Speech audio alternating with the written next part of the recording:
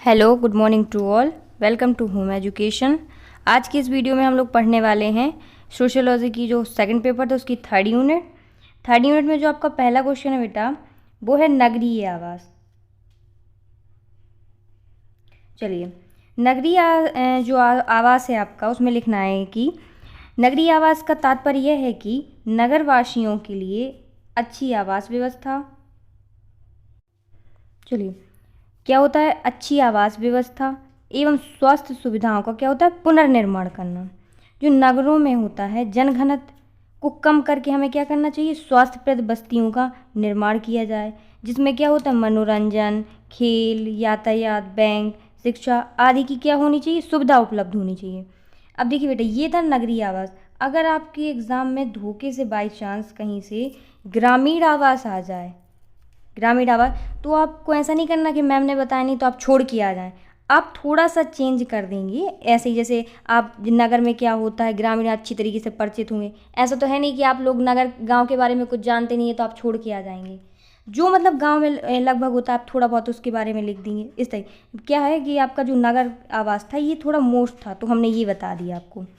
Clear. चलिए, तो ये होगी इसकी बारे में थोड़ा सा। अब इसको बताना है, इसकी हमें निराकरण के उपाय बताने थे, क्वेश्चन में ये था। तो थोड़ा देख लेते, थोड़ा डिटेल भी देखना ज़रूरी होता है इसका। चलिए, पहले आपको हेडिंग डालनी है कि जो नगरीय आवास में है नियोजन की आवश्यकता होनी चाहिए। तो कैसा है, इसमें थोड़ा डिटेल आपको बताना पड़ेगा कि जो भारत एक कैसा देश है, हमारा विकासशील देश है, जिससे क्या होता है भारत में औद्योगिकीकरण, आधुनिकीकरण, नगरीकरण में क्या हो रहा है, दिन ब दिन वृद्धि हो रही बेटा।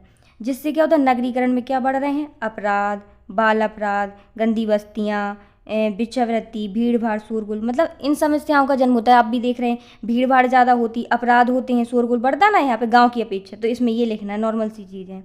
फिर आप लोग देखिए थोड़ा सा और इसमें है, क्योंकि क्या होता है जो नगरों में वृद्धि होने का कारण क्या है, युवा तथा जो मजदूर वर्ग हैं क्या करते हैं, रोजगार की तलाश में गांव से नगरों की ओर प्रस्थान करते हैं। तो यहाँ जो शहरों की महंगाई हो गई, इनके रहने सहने का खर्च हो गया, इससे क्या होता है वो लोग उनके पास इतना पैसा नहीं होता कि वो लोग अपने जीवन यापन कर सकें। तो ये लोग जो युवा वर्ग हो गए या मजदूर वर्ग हो गए, वो क्या करते हैं अपने जीवन यापन करने के लिए गलत रास्तों पर चले जाते हैं। क्लियर, इसको इसमें बताना है ये। चलिए, इसका थोड़ा सा डिटेल और देखना है आपको।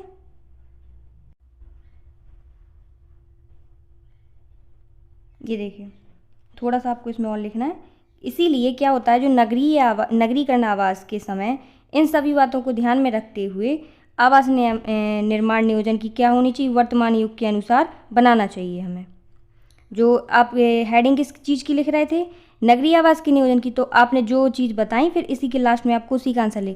हो सकता है बेटा ये जो मैंने आपको हेडिंग बताई है ये वाली नगरीय आवास नियोजन की आवश्यकता, ये आपके लघु के रूप में भी क्वेश्चन आ सकता है।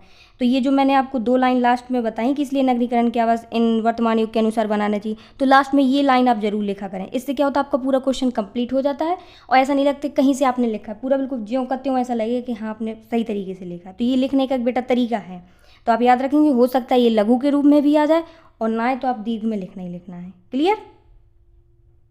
चलिए, इसमें थोड़ा और है, निराकरण के बताने हैं आपको, उपाय भी उद्देश्य भी। ये देखिए,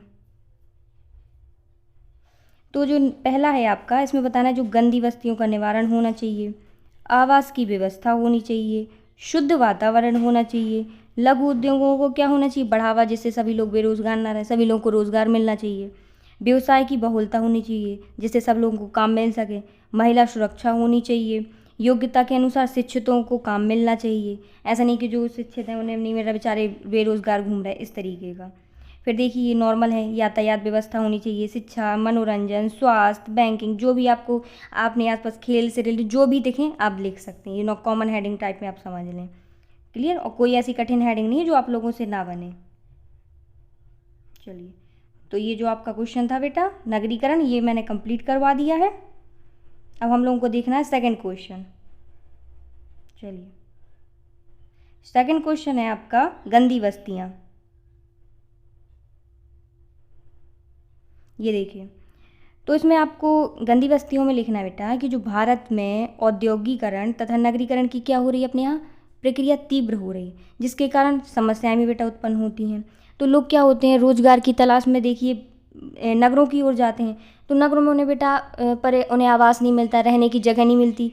तो वो लोग क्या है, बगल में झोपड़पट्टी बना के रहने, उनको हम क्या कहते हैं, गंदी बस्तियाँ। तो इससे क्या होने लगती, गंदी बस्तियों की समस्या उत्पन्न होने लगती हैं। ये है इसका मेन मतलब।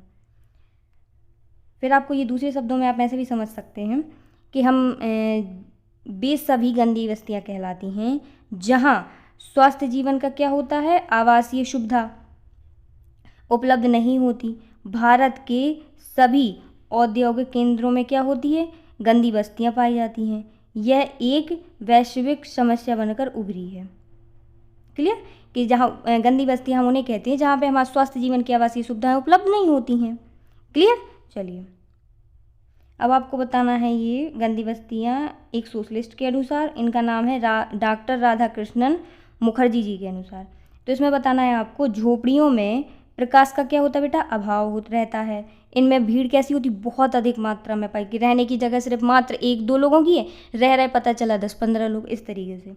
उसमें क्या होता है, स्वच्छता तथा पानी की पूर्ति सुविधाएं जो होती है, पानी की पूर्ति वो अपर्याप्त होती, मतलब उन्हें सुविधाएं नहीं प्राप्त होती, ना ती स्वच्छता की, साफ सफाई नहीं रहती, ना ही वहाँ पे पानी की। तो ये इन्होंने बताया था इसमें। चलिए अब हमें पढ़नी है गंदी बस्ती की विशेषताएं। चलिए, तो आपकी पहली विशेषता है कि सरकार की स्वीकृति ना होना। फिर है, देखिए जो आपको मैंने ये हेडिंग बताई इसमें कि जो सरकार की स्वीकृति ना होना, तो मैंने आपको औद्योगिकरण के बारे में बताया कि रोज़गार की तलाश में जब व्यक्ति जाते हैं तो जहाँ उद्योगीकरण के लिए तो जगह होती, पर अब मजदूर कहाँ रहेंगे। अब मान ला कि कमा रहे हैं वो थोड़ी बहुत, अब रूम लिया, वो रोज़ आना जाना करेंगे तो इतना पैसा नहीं रहता, इसलिए वो जहाँ उनका उद्योग रहता, कारखाना रहता, उसी के अगल बगल वो ज़मीन देखते हैं कि हाँ ये ज़मीन है, सरकारी ज़मीन या किसी और की ज़मीन, तो वहाँ पे वो झोपड़पट्टी बना के रहने लगते हैं। पहले एक रहा, फिर और आए, फिर इस तरीके से वो हज़ारों की संख्या में आने लगते हैं। आपने कई मूवियों में देखा होगा, झोपड़पट्टी नाम भी सुना होगा। फिर क्या होता, अगर वो व्यक्ति जिसकी वो जगह होती वो बनवाने आया तो वो भगाने लगता है, तो इससे क्या होती, जनता अब जाएगी कहाँ, तो इससे ये दिक्कतें होती। तो क्या करती हैं, झोपड़पट्टियाँ जो होती सरकार इनको स्वीकृति नहीं देती, ये लोग रहने लगते अपने, तो ये है इसमें। फिर आपको बताना, देखिए आपराधिक प्रवृत्ति में लिप्त। फिर आपको बताना जीवन स्तर इनका कैसा होता बेटा, निम्न होता। अगर पैसे होते तो वो घर नहीं ले लेते, सब अपनी ऐशो आराम से रहते। देखिए भीड़ भाड़ वाला क्षेत्र रहता है। स्वास्थ्य सुविधाओं का क्या होता है, अभाव होता है। इनमें देखो धूम्रपान और शराबी का चलन, मतलब नशाखोरी भी आप लिख सकते हैं शॉर्ट में। फिर आप बता सकते हैं इनकी आर्थिक स्थिति कैसी होती है, कमज़ोर होती है। शिक्षा का क्या होता है, निम्न स्तर होता है। इसमें बाल अपराध भी बेटा शामिल होते हैं। गतिशीलता होती है, महिला सुरक्षा भी होती है। क्लियर, ये आपकी कुछ इनकी समस्याएं थी। और भी आपको याद हो कि हाँ हमने ये इसके बारे में पढ़ा था, ये भी सही है, तो आप लिख सकते हैं। ज़रूरी नहीं कितनी है हमने बताई हैं तो आप इतनी समझे, और भी आपको जो याद आती है लिख सकते हैं। तो जो आपकी गंदी बस्ती थी ये भी आपकी कंप्लीट होती। अब नेक्स्ट क्वेश्चन देखते हैं। देखिए बेटा, आपकी जो मैंने ये गंदी बस्तियों की विशेषताएं बताई हैं, इसमें ऐसी कोई भी बेटा हेडिंग नहीं थी जो आप लोगों से ना बने। देखिए भीड़ भाड़ वाला क्षेत्र है, तो आपने भी देखा होगा झोपड़पट्टी में, मैंने अभी एग्जांपल भी दिया था कि रहने की जगह सिर्फ 2 लोगों की है या 1 लोगों की, वहाँ पर रह रहे हैं 10-15 लोग। आपने मूवियों में भी देखा होगा कि झोपड़पट्टियाँ, जैसे आपने मुंबई की एक झोपड़पट्टी का नाम सुना होगा, धारावी, यहाँ पर कई मूवियों की शूटिंग होती रहती, कैसी घनी घनी रहती, गंदी रहती सब। तो इसमें यही चीज़ लिखनी है। और जैसे आपका सरकार की स्वीकृति वाला था, तो ये मैंने आपको बता दी किस तरीके से था। और ऐसी बेटा कोई भी इसमें दिक्कत नहीं होगी कि आपसे ना बने, बाकी सब आपको 2-2 3-3 लाइन लिख देना है। क्लियर, चलिए अब आपका है नेक्स्ट क्वेश्चन। बच्चों इस बार हम आपको जो आपके नोट्स हैं उसमें हम आपको PDF में प्रोवाइड करा देंगे। तो ये आपको PDF कहाँ मिलेगी, हमारे व्हाट्सएप ग्रुप में। तो आप नंबर लिख लीजिए। तो ये रहा बेटा नंबर व्हाट्सएप ग्रुप का, तो लिख लें आप लोग। और जो आपको PDF में जो मैं आपको ये नोट्स पढ़ाती हूँ, इन जो मैं आपको पढ़ाती इसी के नोट्स मिलेंगे आपको। क्लियर, तो आप कंफ्यूज मत होइए। आप लोग नंबर भी लिख लीजिए, ये रहा नंबर। चलिए अब हम लोग क्वेश्चन पढ़ना स्टार्ट करते हैं। तो आपका जो पहला 3rd क्वेश्चन है बेटा, मद्यपान यानी नशाखोरी या धूम्रपान, कुछ भी है, आपको यही लिखना है इसी के बारे में।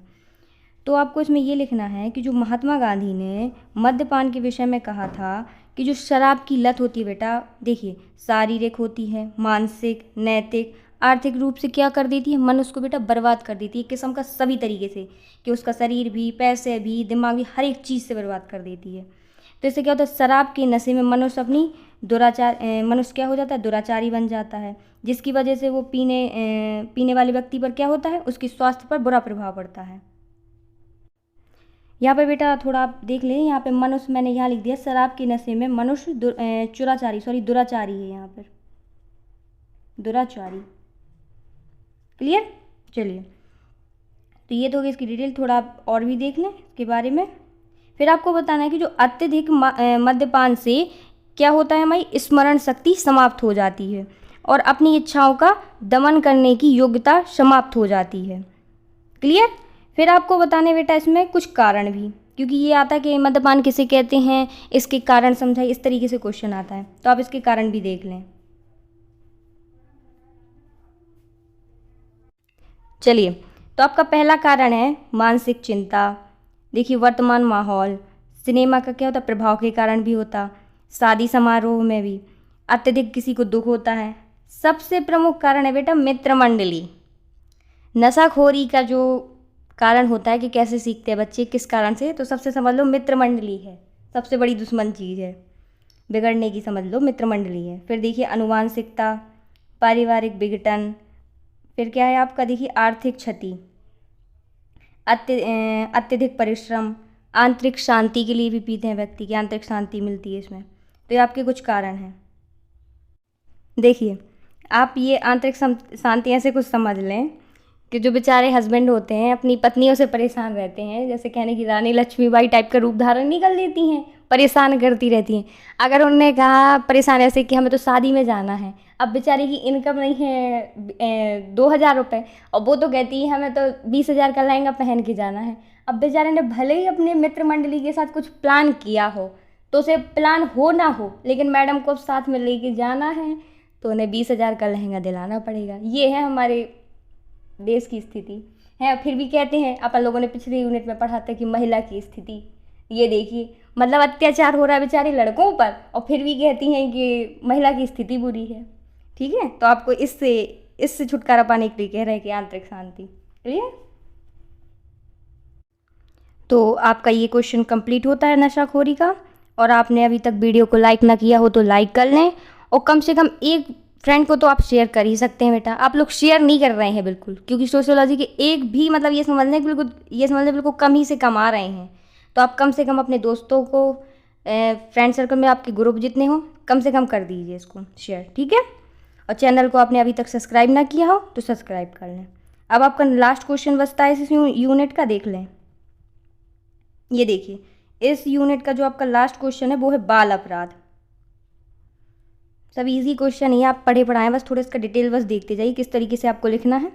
देखिए, जब किसी बच्चे द्वारा कोई कानूनी विरोधी या समाज विरोधी कार्य किया जाता है तो उसे क्या कहते हैं, बाल अपराध या किशोर अपराध के नाम से भी जानते हैं। लेकिन जो बाल अपराध कितने से कितने वर्ष तक होता है, 8 वर्ष से 16 वर्ष तक के बच्चों द्वारा किया गया कानूनी विरोधी कार्य होता है। इसमें ये वर्ष, इसकी एज बताइए।